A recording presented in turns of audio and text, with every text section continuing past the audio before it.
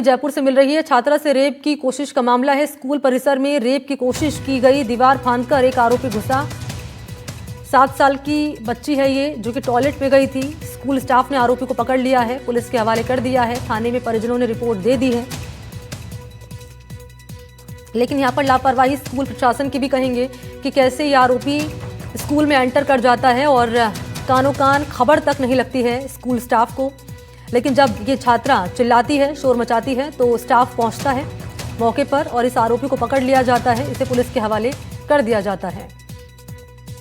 मौके पर पहुंचकर पुलिस ने आरोपी को गिरफ्तार कर लिया। परिजनों ने थाने में रिपोर्ट दर्ज करा दी है।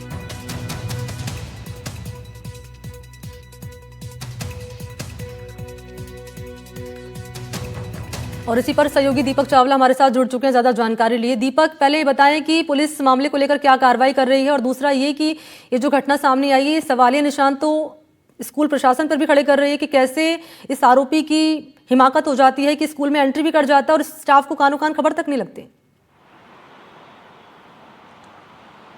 बिल्कुल, देखिए, आरोपी अनिल सेन है और उसका उर्फ मुन्ना है, जो कि झालाना का रहने वाला है। और जो स्कूल है उसकी दीवार कूदकर ये वॉशरूम के पास चला गया और वहाँ पर गेट बंद करके ये जो 7 साल की जो छात्रा है उसके साथ अश्लील हरकत करने लग गया।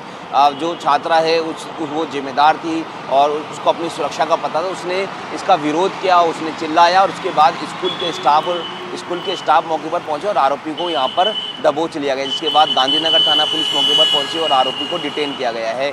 फिलहाल मुकदमा जो है वो परिजनों ने दर्ज करवा दिया है। पोक्सो एक्ट और दुष्कर्म की धाराओं में ये मुकदमा दर्ज हुआ है और आरोपी अनिल को अब आज जो है गिरफ्तार कर लिया जाएगा। अभी डिटेन किया गया है, लेकिन अब उसको गिरफ्तार कर लिया जाएगा। इसके साथ ही जो पीड़िता है उसके बयान भी जो है वो पुलिस लगातार ले रही है। पुलिस का कहना है कि त्वरित कार्रवाई करेंगे, इनको जेल भेजेंगे और फास्ट ट्रैक के तहत जो भी सख्त कार्रवाई आरोपी के खिलाफ होगी उसमें पुलिस जो है अपना पूरा सहयोग करेगी। लेकिन इन सबके बीच में सवाल जो है वो स्कूल प्रशासन पर खड़े होता है कि उनका वॉशरूम जो है वो ऐसी खाली जगह है और वहाँ पर एक दीवार भी ज़्यादा ऊंचाई पे नहीं है। दीवार पर शीशे कांच लगाए जा सकते हैं, तारबंदी की जा सकती है, ताकि इस तरह के व्यक्ति जो है अंदर कूदकर नहीं आए। क्योंकि ये जो आरोपी है वो शराबी किस्म का जो है वो बताया जा रहा है और शराब के नशे में ही था जब इसने इस वारदात को अंजाम दिया। बैकग्राउंड भी इसका शराबी ही है। तो ये दीवार कूदा, अंदर गया और इसने अपनी जो नापाक जो हरकत है उसको अंजाम देने की कोशिश की। लेकिन जो बच्ची है वो काफ़ी स्ट्रॉन्ग थी, बहादुर थी और उसने इसका विरोध किया,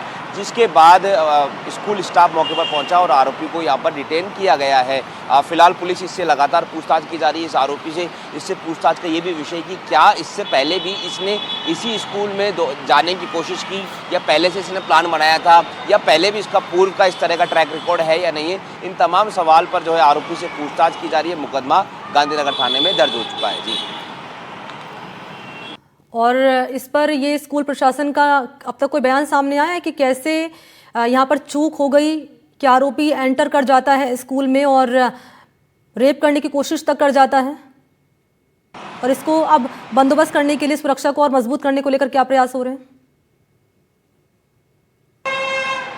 देखिए, बिल्कुल बहुत अनहोनी की घटना भी हो सकती थी, लेकिन जैसा कि मैंने कहा कि जो बच्ची है वो स्ट्रॉन्ग थी, ब्रेव थी और जागरूक थी। और सबसे बड़ी लापरवाही यहाँ पर स्कूल पर ही खड़ी होते हैं, क्योंकि जो स्कूल का जो वॉशरूम है, मैंने कहा कि वो दीवार एक तो छोटी है, उसकी हाइट बड़ी होनी चाहिए, फिर उस दीवार पर तारबंदी की जानी चाहिए, शीशे वहाँ पर लगा दिए जाने चाहिए और वहाँ पर एक गार्ड भी तैनात कर देना चाहिए, ताकि भविष्य में इस तरह की जो घटना है वो ना हो। हालांकि स्कूल में का कहना है कि ये उनके स्कूल में भी संभव है। मैं रोक रही हूँ आपको दीपक मावे के साथ। दरअसल इस मामले को लेकर जो है एक ट्वीट भी सामने आया है पूर्व सीएम अशोक गहलोत का। एक बार वो दर्शकों को दिखा देते हैं। तो अशोक गहलोत है जिन्होंने कानून व्यवस्था पर इस मामले को लेकर सवालिया निशान खड़े किए हैं। कह रहे हैं कि स्कूल में भी बच्चियां सुरक्षित नहीं है, प्रदेश में बच्चियां, महिलाएं सुरक्षित नहीं है। उन्होंने सोशल मीडिया प्लेटफॉर्म एक्स पर लिखा है कि जयपुर के एक स्कूल में 7 साल की बच्ची से बलात्कार की घटना प्रदेश की कानून व्यवस्था की स्थिति बताने के लिए काफी है।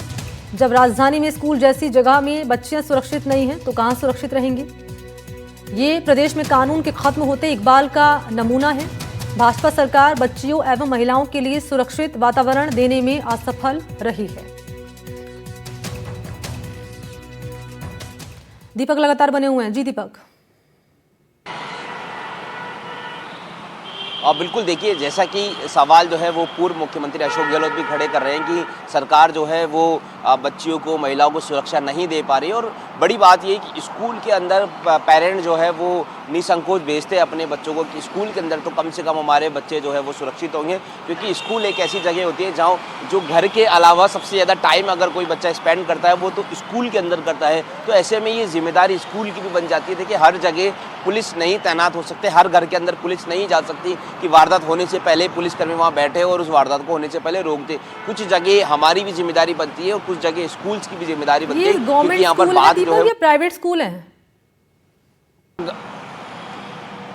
गवर्नमेंट स्कूल है। देखिए, गवर्नमेंट स्कूल है जहाँ गार्ड 2 है तो वहाँ गार्ड 4 भी हो सकते हैं, जहाँ 4 गार्ड है वहाँ गार्ड 8 भी हो सकते हैं, लेकिन सुरक्षा पर किसी प्रकार से कोई भी जो है वो संशय नहीं होना चाहिए, सुरक्षा पर किसी प्रकार की लापरवाही नहीं होनी चाहिए। और वो दीवार है, वो खाली जगह है, तो वहाँ पर आप तारबंदी कर दीजिए, वहाँ आप शीशे लगा दीजिए और ज़रूरत पड़ने पर वहाँ पर गार्ड भी तैनात कर दीजिए। बहरहाल अब घटना हुई है तो इस घटना ने इस स्कूल को तो सबक नहीं दिया ही दिया, बल्कि पूरे राजस्थान, पूरे जयपुर जितने भी स्कूल हैं उनको भी सबक दे दिया है कि भविष्य में इस तरह की घटनाएं और भी हो सकती, क्योंकि इस तरह का ये जो आरोपी है मुन्ना, इस तरह की शक्ल के जो हैवान हैं वो अभी भी हमारे समाज में सक्रिय है, जो कि बच्चियों को, महिलाओं को, युवतियों को अपना निशाना बना रहे हैं। तो इस तरह के लोगों से सावधान रहना होगा। तो पहली बात तो खुद को भी जागरूक होना पड़ेगा, और दूसरी बात तो कुल मिलाकर ये है कि सेफ्टी जो है वो बढ़ाने की जरूरत है स्टूडेंट्स के लिए, ताकि इस तरह की घटनाएं फिर से सामने ना आए। शुक्रिया आपका दीपक, तमाम जानकारी।